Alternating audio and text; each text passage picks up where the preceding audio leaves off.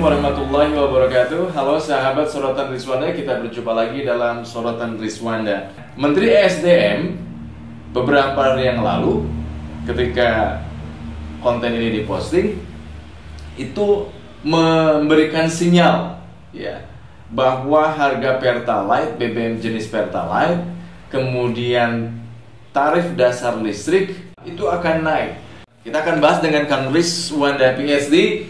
Beliau adalah akselerator kebijakan. Kang Riz, bagaimana Kang Riz melihat kebijakan pemerintah ini yang bukan dinilai ya, memang fix terasa oleh rakyat, itu menyusahkan, menyulitkan gitu.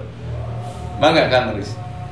Ya baik, memang kan ini ada satu akar permasalahan yang mungkin bisa menjadi rujukannya. Salah satunya adalah basis data. Nah, saat kemudian Menteri Keuangan misalnya salah satunya ya menaikkan 11% itu basis pengambilan keputusannya dari mana? Kalau hanya sekadar bahwa ini negara membutuhkan pendapatan lebih, ya sulit rasanya meyakinkan publik bahwa ini adalah perlu urgent atau memang merupakan peristiwa yang memang harus jalan. Gitu. Yeah. Itu satu. Yang kedua, proses mengkomunikasikannya pada publik. Nah, artinya bahwa himpitan ekonomi kan saat ini memang global crisis ya. Dan kalau mau dibilang Asian crisis sudah hampir 2 dekade.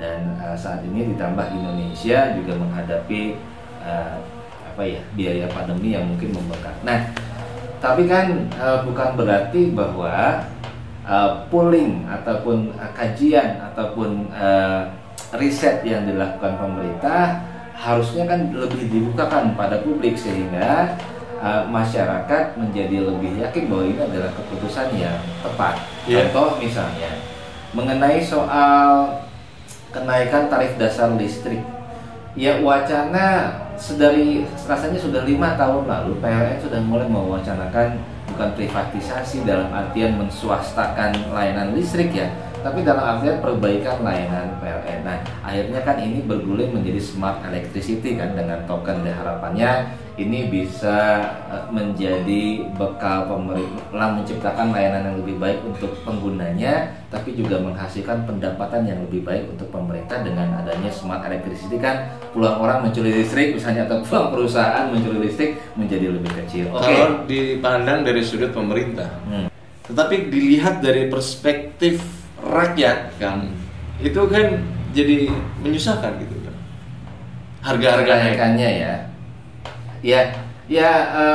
perspektif rakyat pastinya menyusahkan ya. Makanya oleh karena itu perlu dilakukan juga sebuah cacah survei nasional kan gini.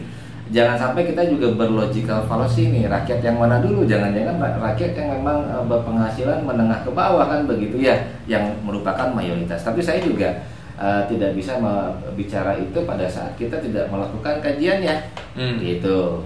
Nah, salah satunya yang bisa dilakukan menjadi usulan kajian adalah berapa besar isu penyebaran isu semisal gitu ya. Ada kan selain isu kenaikan ada juga isu stunting gitu ya. Ada juga isu BPJS, JKN, ada juga isu ketenagakerjaan, ada juga isu ketidakmerataan unsur-unsur lainnya atau aspek lainnya yang menjadi permasalahan. Nah, artinya dalam hal ini perlu dilakukan sebuah peta wilayah mana yang paling mengeluhkan isu A gitu. Nah, jadi kemudian bobot prioritasnya bisa dihitung untuk kemudian dilakukan aksi yang bisa dibebankan pada pemerintah daerah. Tapi bukannya kalau soal kenaikan harga itu akan merata gitu kan? Misalkan BPS itu 2021 kalau tidak salah jumlah masyarakat miskin di Indonesia itu bertambah karena pandemi pertama. Kemudian ketika kita udah mulai berangsur-angsur mereda nih pandemi, dihajar dengan kebijakan-kebijakan yang menaikkan harga, mulai dari PPN, Pertamax. Ketika soal Pertamax ya, pemerintah memberikan kepastian bahwa itu untuk pasar menengah ke atas Pertamax. Tetapi pada kenyataannya di beberapa SPBU di daerah itu, di media-media mainstream disebutkan bahwa supply Pertalite dikurangi, dibatasi sekarang gitu, tidak seperti sebelumnya. Kedua, yang menggunakan tadinya Pertamax menggunakan Pertalite. Itu bicara soal Pertamax ya Kang ya. Kemudian PPN tadi ya sudah saya sampaikan. Nah artinya ini kan merata gitu kan, dihadapi, dialami oleh seluruh rakyat. Iya, permasalahan merata kan bukan berarti solusinya harus sapu jagat juga. Nah, karena kan kebutuhan tiap wilayah, tiap jenjang klaster sosial ekonomi publik kan berbeda. Iya, iya. Gitu. Sehingga solusi yang menggeneralisasi juga bukan merupakan sebuah langkah untuk terobosan menurut saya. Jadi semisal perlu dilakukan siapa sebetulnya pengguna Pertamax. Itu kan menurut sudut pandang orang yang mengeluhkan kenaikan ya, bahwa ternyata yang Pertamax beralih ke Pertalite. Tapi ada loh suatu wilayah di kampung gitu ya, Pertamaxnya memang lebih sering habis. Di Kulon misalnya gitu ya. Dulu waktu masih ada premium itu malah yang justru sering nggak ada. Artinya kan bahwa ternyata orang mampu tuh beli Pertamax gitu kan ya. Artinya bukan hanya kelas golongan mobil 200 juta ke atas kan, belum tentu juga. Nah, ini perlu dilakukan sebuah kajian sebetulnya. Nah, kalau mau bahkan gitu ya, perlu dilakukan sebuah klaster pembelian bensin. Nah, jadi jangan kalau dilepas pada pasar kan orang beda-beda dikit beli Pertamax susah. Kita tidak bisa berasumsi bahwa itu memang digunakan oleh mobil yang menengah ke atas. Kalau mau memang dipukul rata siapa yang bisa menggunakan Pertamax. Misalnya dulu ya, pernah kan ada wacana selama masih ada premium, oh ini mestinya kalau yang plat kuning masih boleh ngantri. Nah, kalau mau ya seperti itu.